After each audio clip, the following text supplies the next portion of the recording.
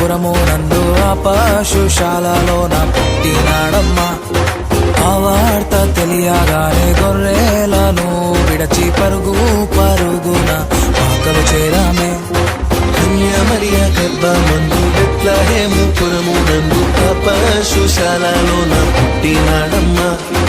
ఆ వార్త తెలియగానే గొర్రెలను విడిచి పరుగు పరుగున పాకలు చేరామే.